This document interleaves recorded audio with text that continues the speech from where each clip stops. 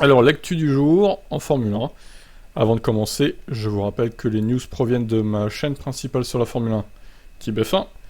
Et il y a aussi mon Twitch, vous pouvez vous abonner. On parle de F1 sur ces deux chaînes de façon constante et régulière. Les liens sont dans la description. Bon visionnage. Ciao. Bon alors voici la fameuse annonce d'Audi là, qui s'associera donc avec Sauber, comme prévu, j'ai envie de dire. Désormais, on apprend donc que les châssis du projet Audi seront conçus à l'usine de Sauber à Hainneville, en Suisse. L'équipe suisse actuellement, connue sous le nom d'Alfa Romeo F1, ne sera plus partenaire de la marque italienne. Par ailleurs, Audi prévoit d'acquérir des parts dans l'équipe. En 2024 et 2025, l'équipe vivra une période de transition en tant que Sauber, avant de devenir l'équipe officielle d'Audi en 2026, comme elle était devenue BMW Sauber en 2006. Audi ne sera pas dépaysé dans les locaux de Sauber, puisque la soufflerie d'Hainneville a servi pour ses prototypes du WEC, ou encore son A4 en DTM. Ah ouais, il y avait déjà un lien entre les deux, quoi. Nous sommes ravis d'avoir gagné un partenaire aussi expérimenté et compétent pour notre ambitieux projet de F1. Nous connaissons déjà le groupe Sauber, avec ses installations ultramodernes et son équipe expérimentée, grâce à des précédentes collaborations, et nous sommes convaincus qu'ensemble nous formerons une équipe solide. Finra Housing, PDG de Sauber, actuel propriétaire de l'équipe, se félicite de ce partenariat à venir entre les deux marques. Audi est le meilleur partenaire du groupe Sauber. Il est clair que les deux entreprises partagent les mêmes valeurs et la même vision. Nous sommes impatients d'atteindre nos objectifs communs, grâce à un partenariat solide et fructueux. Le développement d'unités de puissance qui se composent d'un moteur électrique, d'une batterie, de systèmes de contrôle et d'un moteur de combustion interne bat déjà son plein dans les locaux de la société Audi Formula Racing, spécialement fondée à Neubourg sur le Danube. Plus de 120 employés travaillent dessus. Sauber est un partenaire de premier ordre pour l'utilisation de notre Power Unit Audi. Nous sommes impatients de travailler avec une équipe expérimentée qui a contribué à façonner de nombreuses époques, l'histoire de la F1. Ensemble, nous voulons écrire le prochain chapitre de la F1. Très bien, merci. Donc, grosso modo, Sauber reste Sauber en 2024 et 2025, mais en 2026, ça s'appellera Audi Formula Racing, ou un truc comme ça, quoi. Audi Racing Team. Donc, bon, voilà. Alors, je sais pas si ça sera Audi Sauber, comme c'était le cas avec BMW Sauber à l'époque, ou si ça sera vraiment Audi tout court. Bon, à voir, écoutez. En tout cas, Audi c'est fait, maintenant il ne reste plus que Porsche qui doit trouver un partenaire. On verra ça. Allez, ciao. Ah, Perez qui rétro-pédale. Il n'attend aucun cadeau de Verstappen pour s'imposer en Mexique. Lol, c'est pas ce qu'il avait dit il y a quelques jours. Je n'ai pas besoin qu'on me donne quoi que ce soit, j'ai tout accompli sans qu'on me fasse aucun cadeau durant toutes mes années. En fin de compte, je n'y pense pas, je me concentre sur mon travail car il me faudra être parfait ce week-end si je veux décrocher la victoire. Vous devez être très fort mentalement pour être les coéquipiers de Max. Ce n'est pas une place que n'importe qui pourrait occuper sur la grille. Je suis donc heureux et fier de ce que j'ai réalisé avec l'équipement à ma disposition. En attendant d'aller tenter de réaliser un exploit ce week-end, Perez a régalé les habitants de Guadalajara, sa ville d'origine, avec une démonstration au volant de la Red Bull. Pas moins de 130 000 fans étaient présents pour assister au spectacle. 130 000 ! C'est beaucoup quand même là. Ça arrive devenu réalité pour moi, alors merci d'y avoir contribué, c'est une journée très spéciale, j'espère qu'elle restera dans le cœur des habitants de cette ville pour toujours. Beaucoup de gens présents ici ont campé la nuit dernière et je sais beaucoup d'entre eux n'auront pas l'opportunité de se rendre sur un Grand Prix. Alors amener la Formule 1 à eux, c'est vraiment spécial. Rentrer à la maison après avoir remporté le titre constructeur dimanche dernier, ça rend la chose encore plus significative pour moi. Ça a été une saison incroyable de la part de toute l'équipe. Mais les choses vont si vite dans ce sport, et nous sommes déjà concentrés sur le fait de jouer la victoire ce dimanche. Je me donnerai à 100% devant tous les fans mexicains. Je pense pas qu'il gagne, honnêtement il gagnera pas. À moins qu'il arrive un truc à Verstappen, je vois pas gagner Perez. On verra ça, allez je vous laisse commenter. Oh là là, oh là là. Wolff qui défonce Horner, ça fait plaisir ça. Voyons ce qu'il a dit Toto. Dans une vaste interview au New Yorker, Toto Wolff est revenu sur les immenses tensions ayant traversé la saison dernière, et notamment sur son duel autant sportif que psychologique avec Horner. Cette rivalité est faite de coups bas et d'attaques personnelles, on le sait en particulier quand en mars dernier, après une saison d'affrontement, Horner avait rappelé que lui ne gérait pas son équipe depuis un paradis fiscal. Alors c'est assez drôle parce qu'au final il dit ça, mais le mec a dépassé le budget 2021 quoi. LOL. Par le passé, Horner avait également comparé Toto Wolff à une dame de pantomime, ou à un financier qui avait simplement hérité d'une équipe en situation favorable. Mais c'est visiblement l'attaque sur l'exil fiscal monégasque qui choqua le plus Toto Wolff. Au New Yorker, il explique ce qu'il avait ressenti sur le moment envers Christian Horner. C'est l'émotion qui prend le dessus et qui dit « quel putain de trou du cul ». Mais peut-être qu'il ne l'est pas. Et puis Toto Wolff se calme, sourit aussi, comparant Horner à un fox terrier qui n'arrête pas d'aboyer. Il est si simple. C'est un truc de mal alpha. Vous voulez vous battre l'autre gars, c'est très archaïque. Les tensions entre Mercedes et Red Bull ont atteint leur paroxysme à Abu Dhabi. Toto Wolff a-t-il aussi digéré émotionnellement ce qu'il considère toujours comme une grande injustice? Combien d'injustices se produisent chaque jour dans le monde, à une échelle terrible, des tragédies humaines? Je suis en train de retrouver la paix avec moi-même. Comme si ça ne suffisait pas, Toto Wolff doit également faire face à cette année à la déception de W13. Pour un homme qui déteste perdre, on peut imaginer que le quotidien n'est pas toujours radieux. J'y survis, d'un autre côté, je ne veux pas avoir ce sentiment. Il est rare que l'on revienne d'un week-end de course où on a gagné et qu'on se dise « Pourquoi on a gagné ?» Vous savez, c'est vraiment profond comme sentiment quand vous perdez. Je suis pas insomniaque, mais en même temps, ça me fait peur de ne pas être insomniaque. Est-ce que j'ai perdu mon ambition? Non, pas du tout. Et au fond, que pense-t-il de cette diva de W13? Sur le moment, je le détestais. Sera-t-il un jour satisfait d'une 3e ou 5e place, même si Mercedes progresse l'an prochain ou en fin d'année? Non, le sport est très honnête et parfois les choses ne vont pas aussi vite que vous le souhaitez. Très bien, écoutez, voilà. Belle interview de Toto Wolff. Bon, là, il y avait qu'un extrait, des meilleurs moments, on va dire. J'imagine que l'interview de base était plus longue que ça, mais c'était intéressant. Donc Horner et Wolff, voilà, ils se détestent, on va pas se mentir. Qu'est-ce que vous en pensez, vous? Ciao. Alors, après l'annonce de Jack Doohan chez Alpine, c'est Liam Lawson chez AlphaTauri qui prendra la place de Tsunoda dans des EL1 du Mexique, du coup. Donc, il avait pris le volant de Gasly à Spa, donc là, il va remplacer Tsunoda, chacun son tour, évidemment. Contrairement à Spa, il pourra pleinement se concentrer sur ses activités en Formule 1, puisque la F2 ne se produit pas ce week-end au Mexique. Lawson était en effet protagoniste du championnat F2 cette saison, auteur de 3 victoires cette saison en Arabie Saoudite, en France et en Belgique. Il occupe la 7ème place du championnat. Il officie actuellement en tant que pilote de réserve pour Red Bull et AlphaTauri, un rôle dont il a hérité depuis la mise à l'écart de Vips, qui s'est fait virer pour des propos racistes. Bon, du coup, quid du remplacement de Verstappen, peut-être à Abu Dhabi du coup. Il fera sûrement les EL1 à Abu Dhabi aussi, du coup, Lawson, à la place de Verstappen. Bah oui, Verstappen, c'est le seul qui n'a pas été remplacé actuellement. Parmi les top teams, quoique chez Mercedes, oui, chez Mercedes, il manque Russell aussi, je crois. Lewis avait été remplacé, mais Mercedes, il manque Russell, il me semble. Bon, à voir. De toute façon, les derniers se feront à Abu Dhabi, c'est sûr. Vu qu'il y aura les essais jeunes pilotes quelques jours après. Le lendemain, je crois. Allez, ciao. Le choix de carrière de Ricciardo laisse Button perplexe. Alors, qu'est-ce qu'il a déclaré à Jenson, champion 2009 ? Je n'arrive pas à l'expliquer, c'est triste parce qu'il a tant de talent, il évolue au fond de peloton. C'est difficile, mais je pense pas qu'il soit fini. Daniel ne veut rien lâcher, mais ça ne fonctionne tout simplement pas pour lui en ce moment. Ricciardo aurait signé un contrat de pilote de réserve chez Mercedes, d'après les rumeurs, qu'il a démenti d'ailleurs. Button admet ne pas comprendre le choix de l'Australien de rester sur la touche plutôt qu'essayer de courir. Même si c'est chez As. Je pense pas qu'on puisse conseiller à quelqu'un dans ce type de situation, il faut suivre ce qu'on ressent à l'intérieur de soi. J'imagine pas Daniel en tant que 3ème pilote dans le paddock. C'est étrange pour moi, ça ne colle pas. Mais c'est manifestement ce qu'il a choisi de faire, donc c'est donc pour que ça lui convient. Pour ma part, je préférerais le voir courir en une F1, même un peu plus une équipe bas de gamme, on va dire, moins forte. Ça lui permettrait de faire ses preuves et peut-être d'obtenir un baquet plus compétitif par la suite. Car s'il devient 3ème pilote, les gens se rappelleront uniquement de sa dernière course de cette année. Alors, Danica Patrick a donné son avis aussi d'ailleurs. Il a probablement besoin d'une pause, d'un temps d'introspection qui lui permettra de se poser des questions assez difficiles et de voir où est son cœur. Je pense qu'il faut également réfléchir à la façon dont vous voulez qu'on se souvienne de vous. Tous les pilotes, avant que leur carrière se termine, peuvent probablement continuer à piloter à un certain niveau. Alors, est-ce ainsi que vous voulez qu'on se souvienne de vous? Si vous ne pensez pas que vous avez une chance de faire mieux, pourquoi le faites-vous encore? Donc voilà. Bon, Ricciardo, voilà, c'est la fin, c'est la fin, Ricciardo. Je pense qu'Abu Dhabi 2021 sera son dernier Grand Prix en carrière. Tout simplement, en tant que titulaire en tout cas. Peut-être que je me trompe, mais je vois les choses comme ça. Alors à moins qu'incroyable, il gagne à Abu Dhabi ou fasse un podium miraculeux. On ne sait pas pourquoi il ferait ça d'ailleurs, mais bon, pourquoi pas. Il est finito ce pauvre Daniel, pourtant il est sympa, c'est dommage, j'aime bien, mais bon là, ce qu'il montre en ce moment c'est nul à chier quoi. Bon allez, je vous laisse commenter. Alors, ça c'est pareil, on aimerait des réponses. Est-ce que Mick va continuer chez As ou pas? Il serait temps qu'on sache là, je sais pas ce qu'ils attendent chez As, mais bon. Alors les tensions entre As et Mick continuent alors que le pilote allemand a terminé le Grand Prix en fond de classement, contrairement à Magnussen. Schumacher a fait un deuxième arrêt en fin de course pour chausser des durs.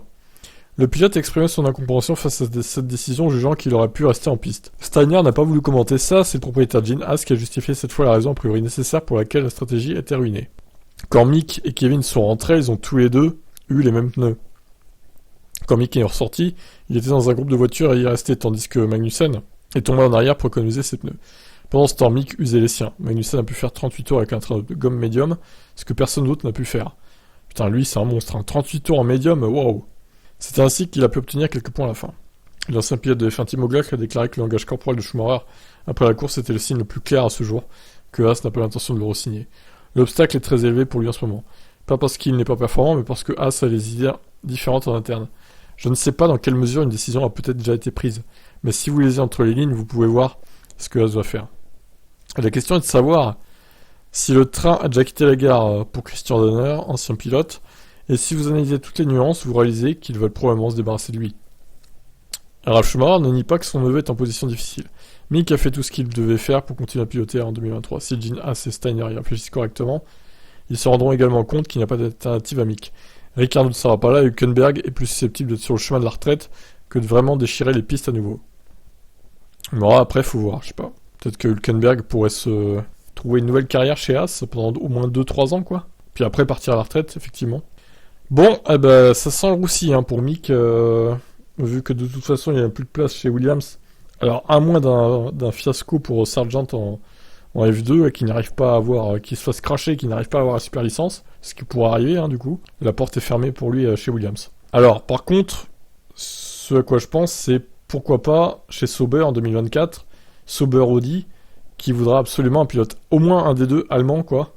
Et ils vont pas recruter Hülkenberg, hein, ça m'étonnerait. À moins qu'Hülkenberg performe bien en 2023, que du coup il soit recruté par Audi en 2024, ce qui pourrait arriver. Mais bon là, peut-être qu'il ferait le choix de Mick Schumacher. C'est pour ça qu'il a dit d'ailleurs, Mick Schumacher, ça le dérangerait pas de faire une année sabbatique éventuellement, et revenir en 2024 comme Ricciardo d'ailleurs. Bon, eh ben écoutez, sur ces bonnes paroles, je vous laisse. Qu'est-ce que vous en pensez? Ciao. Rosberg, il sera difficile pour Mercedes de rivaliser avec Red Bull en 2023, et pour Ferrari aussi. Et Rosberg, porte pas la poisse là, s'il te plaît, sois optimiste un peu. Red Bull est la force dominante du moment, comme l'était Mercedes dans le passé. Ils ont décroché le titre constructeur très tôt et sont dominateurs dans chaque domaine, comme l'était Mercedes. Ils ont la voiture, un bon rythme de développement, durant la saison, la fiabilité, le meilleur pilote, ou du moins l'égal du meilleur. Ah, le meilleur serait-il Lewis Hamilton? Et la stratégie qui est toujours au point. Tout semble se mettre en place d'une manière incroyable, et n'oublions pas leur moteur qui semble être génial également. Nous sommes dans une période où il sera difficile pour n'importe quelle autre équipe de se rapprocher à nouveau, et ce même de l'année prochaine. Il sera donc difficile pour Mercedes et Ferrari de se rapprocher. Chez Mercedes, le point faible est la vitesse de pointe en ligne droite. Mon Dieu, qu'ils sont lents comparé à Red Bull notamment. J'espère vraiment qu'ils vont trouver un moyen d'aller plus vite en ligne droite. Sinon, ils vont se faire bouffer à toutes les courses, c'est clair. Sauf sur les circuits sinueux, quoi. Alors, il parle un peu des budgets, là aussi, Nico. Il est difficile de commenter à ce stade car nous ne savons pas en détail ce qui n'a pas été respecté. À quoi a servi l'argent supplémentaire qui était dépensé? Était-ce pour acheter des sandwichs ou était-ce pour amener davantage d'évolution? C'est difficile à juger à l'extérieur, je pense que la meilleure chose à faire, c'est d'attendre de se montrer patient. Le problème pour les FIA est qu'il s'agit d'une situation perdant-perdant. Car s'ils retiraient vraiment des points au championnat l'année dernière, dans le pire des cas à Max, ça serait vraiment une mauvaise chose pour tout le monde. Non, pas pour les fans d'Hamilton du coup. Mais s'ils ont commis une infraction sérieuse chez Red Bull, et que ça leur a conféré un avantage clair en termes de perfo, la FIA devra punir sévèrement et se montrer agressive. Ce qui ne servira pas non plus. C'est une situation complexe et j'espère que la FIA parviendra à faire les bons choix. Attendons de voir. Ouais, on attend, ça fait longtemps qu'on attend là quand même, on aimerait bien avoir une réponse. Hein. Un coup c'est l'excuse de Didi qui est mort, maintenant à Mexico ils vont trouver quoi là? C'est le chien d'Horner qui est mort donc on attend? C'est ça l'idée? Je sais pas, moi je trouve ça étonnant quand même. Hein. Toute cette attente là alors que bon, les réponses devraient être données du tac au tac quoi. Allez, je vous laisse commenter. Alors, petite news rapide concernant Alpine qui va faire rouler douane pour les EL1 à Mexico et à Abu Dhabi. Bon, bonne nouvelle pour lui. Du coup, il va faire ses débuts en Formule 1. Extrêmement reconnaissant envers Alpine de me donner l'opportunité de piloter lors des essais libres au Mexique. C'est toujours un grand honneur de se voir confier au vent du F1 et avoir l'occasion de piloter durant un week-end de Grand Prix très spécial. Mais en vérité, le but est de faire ça chaque semaine et cette expérience est un pas de plus vers la réalisation de cet objectif. Je me suis préparé du mieux que j'ai pu et je pense que ça sera très enthousiasmant de rester sur la voiture, de tester la voiture sur ce circuit, notamment en raison de l'altitude et de la vitesse de pointe élevée atteinte. Je vais travailler dur le jour J, faire tout ce que l'équipe me demande et en même temps profiter du moment, car je sais qu'il s'agit d'une opportunité unique. Bon, évidemment, ils n'allaient pas faire rouler Piastri, sachant qu'il les a trahis. Il a trahi Alpine, Piastri. Donc il n'allait pas lui faire faire du roulage pour McLaren, pour les adversaires l'année prochaine, c'est évident. Donc voilà, la chance de douane pour Mexico et Abu Dhabi. Alors Coulthard qui a craint que Lewis et Max s'accrochent. C'est tellement arrivé 2 fois l'année dernière, n'est-ce pas? Ça aurait pu. Je suivais le déroulement, je me disais, ils vont se toucher, c'est sûr. Ça s'est produit si souvent l'année dernière, déclaré d'ici. Mais Lewis est la référence, c'est un multiple champion du monde. Max ne fait que commencer à en remporter. La fin de saison prend forme, tout de même, n'est-ce pas? Certes, Ferrari n'était peut-être pas aussi forte qu'attendu en course, mais Mercedes a fait un peu en avant et c'est prometteur en vue des 3 dernières courses. Tous les supporters de Mercedes et de Lewis étaient en train de rêver. Lewis a réalisé une course sans la moindre faute, mais le facteur Verstappen est encore une fois intervenu. Nous avons assisté à quelque chose de rare avec cette arrêté chez Red Bull, puis Max a fait la différence en piste. Il a été en mesure d'exploiter le rythme de sa voiture et de venir lutter roue contre roue avec Hamilton. C'était génial de revoir ces 2 champions se battre dans les virages. Lewis n'a comme à son habitude rien lâché jusqu'à ce qu'il se fasse dépasser. Il s'est bien battu, mais ses pneus étaient usés, et le rythme de sa voiture n'était pas aussi bon que celui de la Red Bull. Et surtout le déficit en ligne droite, quoi. Plus le DRS, il pouvait pas résister, même s'il s'était défendu un peu mieux ici, bon, au final, le tour d'après, il l'aurait bouffé quand même, il aurait été plus proche et tout, donc voilà. C'était inévitable. Bon, je vous laisse commenter. Est-ce que vous aussi, vous avez eu peur qu'ils s'accrochent les deux? Ciao. Alors, Hamilton ne sait pas ce qui rend la F1 si populaire aux US. Et il parle de la NASA. Nous sommes ce qui rapproche le plus de la NASA. Ouais.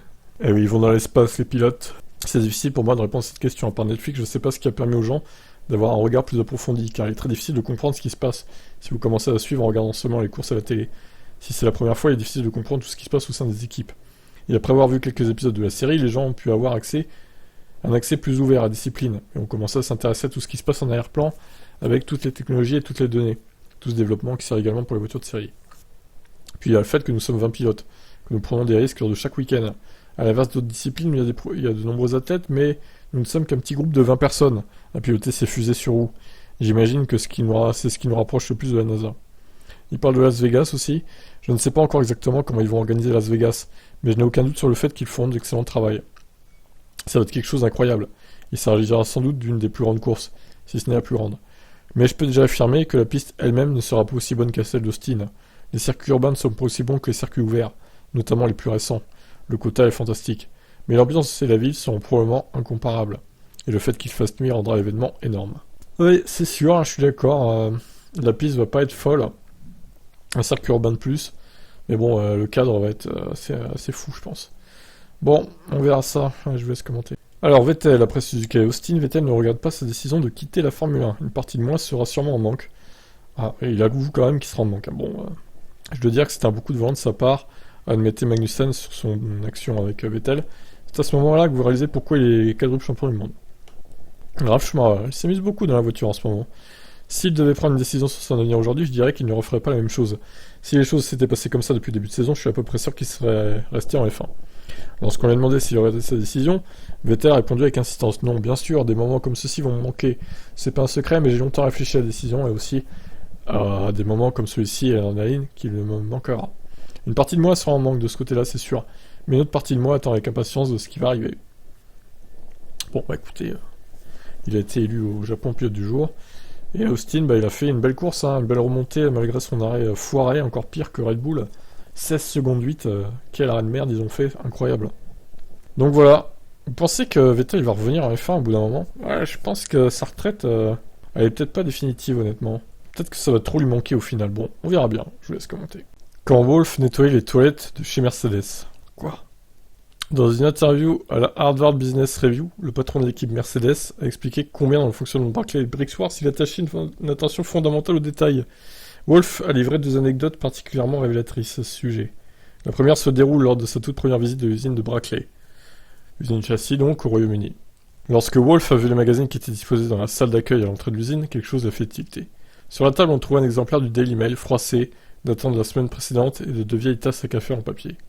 Toto Wolff s'est ensuite entretenu avec quelqu'un qui n'est pas nommé, mais qui pourrait bien être Ross Brawn ou Norbert Haug, qui le remplacera comme directeur exécutif de l'équipe.